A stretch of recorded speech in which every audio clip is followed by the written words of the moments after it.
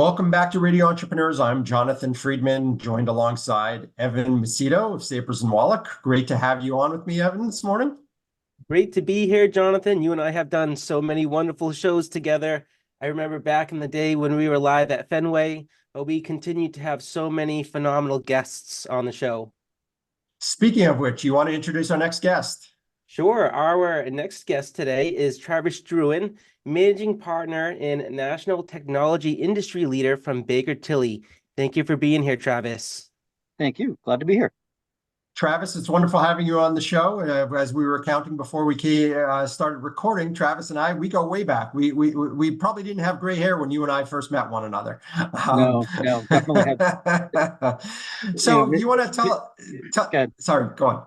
No, I was just going to say, I know that a couple of years back, your firm has evolved. You're now part of Baker Tilly, fantastic both national and international presence. You want to tell our listeners a little about the firm and your role within the firm? Yeah, happy to.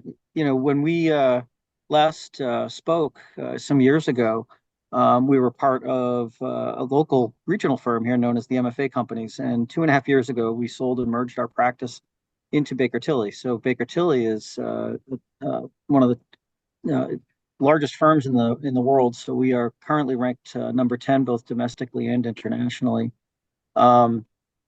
We have continued to support a lot of the same clients that we had here in the New England market, but obviously with an expanded set of capabilities, right? So we've been able to kind of go upstream to the private equity-backed markets, as well as larger public company opportunities. So it's given us a much broader suite of services and capabilities with the expertise that comes with a large national firm with the presence that we have here. So we're continuing to grow and expand. We've got another big change on the horizon. So on June 1st, we'll consummate a transaction with Hellman & Freedman, one of the world's largest private equity firms. And that will provide us with some added fuel for growth as we look at some inorganic growth opportunities, as well as the continued organic growth that we've always strived to achieve. So you find yourself and you have your expertise within an exciting practice area or industry niche, so to speak. Yeah. You focus a lot on fast growth technology companies and Yep. always a lot of moving parts. What are you seeing within the markets today? As we sit here mid to 2024, there's been a lot of talk of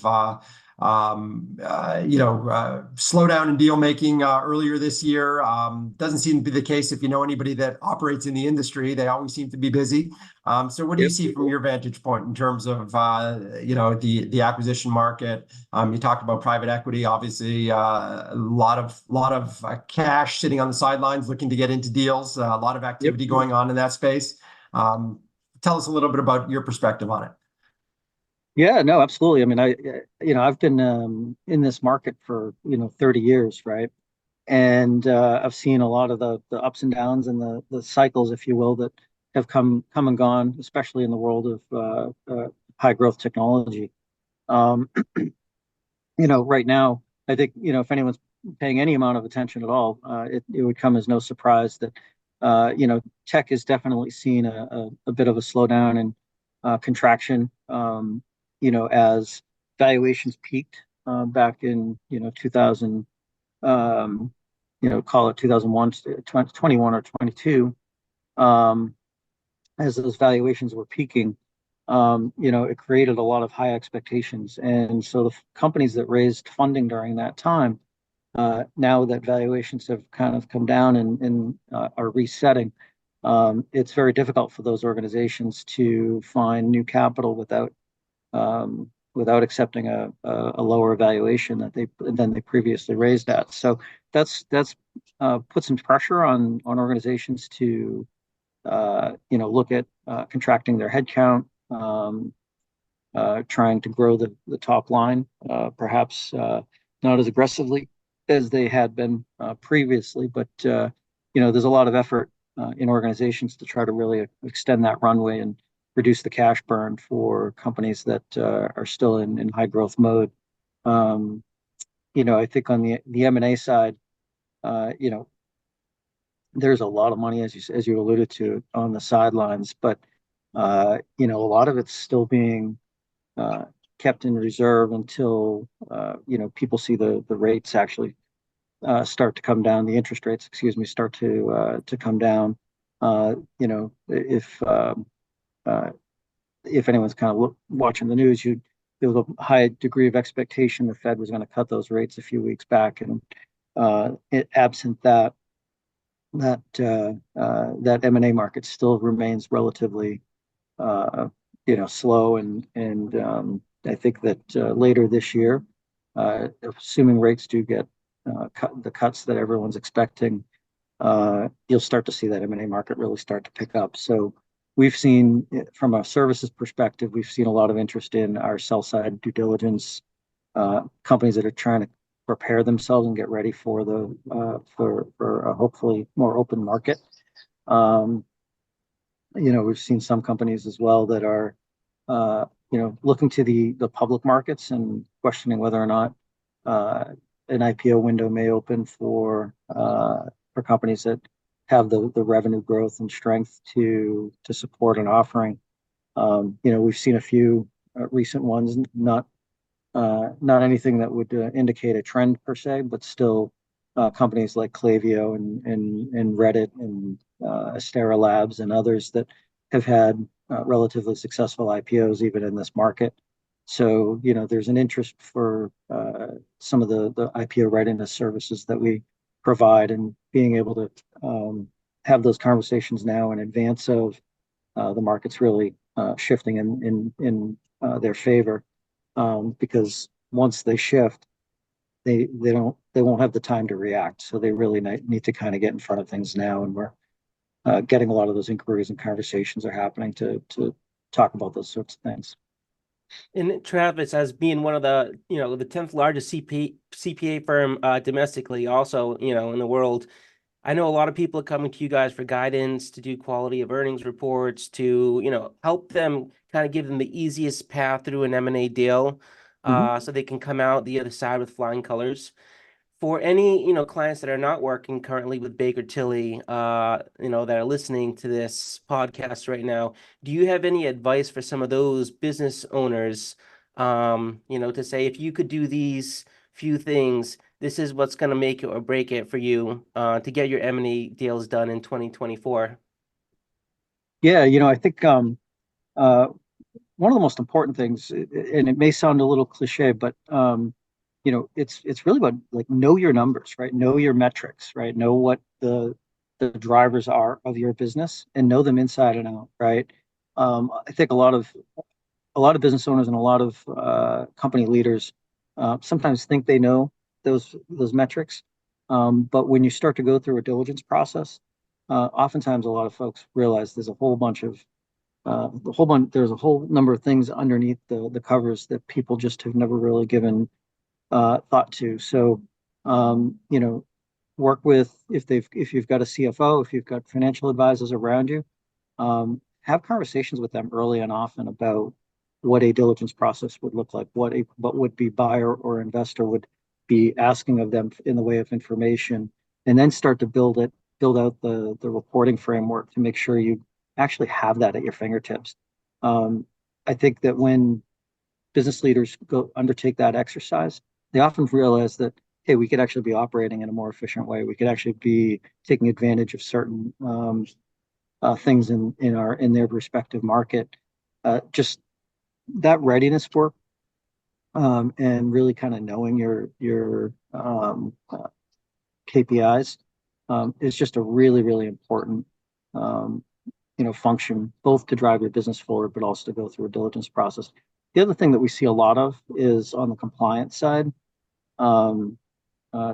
Certain kind of low-hanging fruit when we're doing diligence work on behalf of an investor or a buyer is always the area of sales tax, right? So, everyone thinks about their annual tax compliance, making sure that they're filing their returns. Everyone, has a degree of concern about the IRS and a potential audit, right? So oftentimes there's not much to be concerned about the diligence process there, but we oftentimes find real issues with sales and use tax compliance, and that can be very costly too, because one, it may delay the process until the buyer or investor sees you enact compliance initiatives to get things right.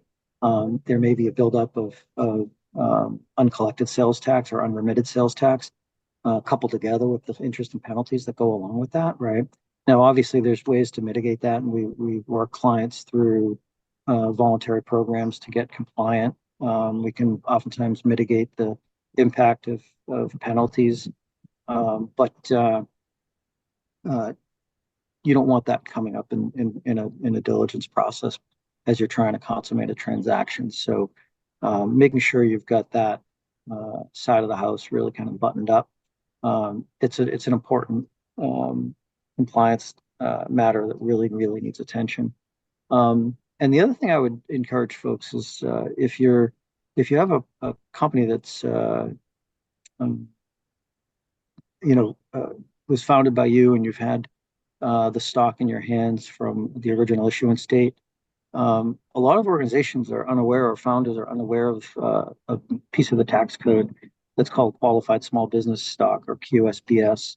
For the technically minded, if they want to look it up, it's code section 1202. But it allows the early founders particularly, but any early stockholders that had acquired their stock and held it for 5 years under certain circumstances, they can actually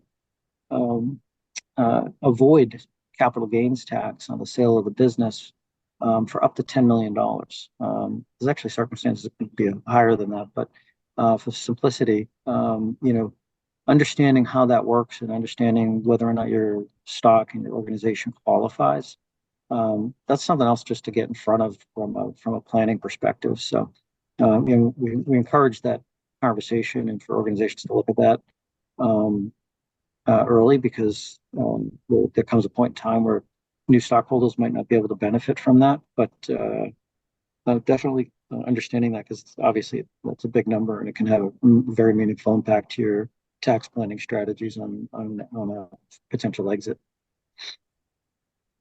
Good stuff. Good guidance. I mean, I think there's so many things that happen when you're in the throes of a diligence process that happen rapidly. Right. And I think your guidance and advice to get ahead of some of these things, if you are anticipating an exit, makes a lot of sense. It's that, typical see the forest through the trees, right? You're involved in the day-to-day, even things like looking at your KPIs. You may be focusing on one or two of them, and to a prospective buyer, there may be these three over there that would be really important. And to strip away and to make sure you really understand it. Great advice. Yeah, it's funny. For as long as I've done this, particularly in the world of software as a service, or SaaS, our team one of our teams down in Texas is a technology solutions provider, and so we do a lot of Sage Intacct implementations. And that team some years ago developed a product and a tool called SaaS Intelligence, right? And it's basically a automated dashboard for the KPI reporting for SaaS providers, and it's actually quite slick.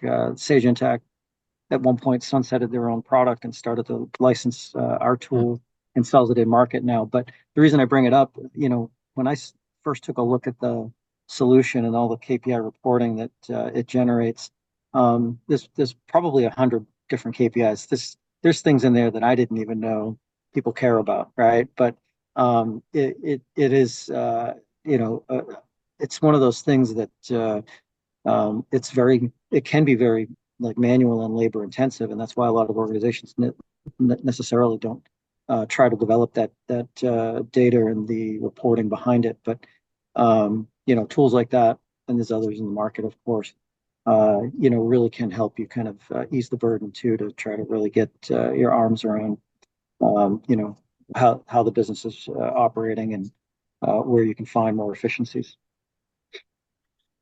And Travis, I have one last thing here, because I know we're coming up time, but you guys have been making some very strategic acquisitions internally to broaden the offerings that you can give to your clients. Some of them being CPA firms, some of them being tech related. Can you talk a little bit about that? Yeah, I mean, we've had some, and we've got a lot more on the horizon, I think, right? So, um, I mentioned earlier that the transaction with H&F will close soon. That'll provide us with some added capital to drive some additional acquisitive growth, right? That growth is anticipated to come really throughout the U.S. When I think about the technology industry, which is the sector of our firm that I'm currently leading, we're looking for, as you said, not only just CPA firms that will provide added expertise to that market, but looking for other service opportunities too. So, for example, outsourced back office solutions, right? Whether it's outsourced bookkeeping and similar such services. We want to really drive growth and expansion into markets like that. And we think there's a real opportunity to accelerate that through some acquisitive growth. Similarly, there's specialty practices that provide really extensive IPO readiness and audit readiness services. Those are things that we do today, but again, the ability to sort of accelerate that growth by, not 15, 20, 30% per year, but really, double, triple, quadruple that very, very quickly. That's very likely going to happen and come through acquisitions. So we are looking very much across the U.S., but here in New England, there's a lot of great firms with really great solutions, whether it's IT services, accounting related, finance related, transaction related. We are kind of looking across the canvas and really trying to understand how can a merger of two complementary service teams come together and really help drive their growth, coupled together with our growth objectives at Baker Tilly. That's wonderful, Travis. Not only can you tell your clients that you understand their pain, but you're feeling their pain associated with hockey Sure, stick growth absolutely. and fast acceleration and from within. So wonderful Yep. story. Travis, if people want to get in touch with you, want to talk more about the services you offer at Baker Tilly, talk about their own situations in terms of potential exits, what's the best way for them to reach out to you?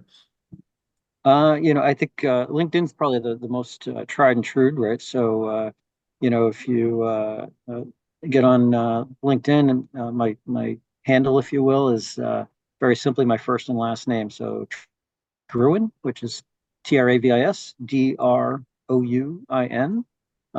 You'll find my profile, and I monitor it closely. So happy to hear from anyone, and I'm happy to see how we might be helpful.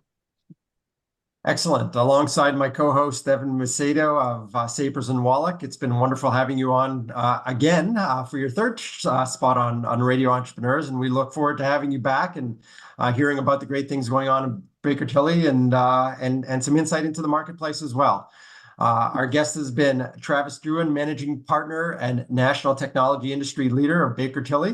It's been a real pleasure having you on Radio Entrepreneurs.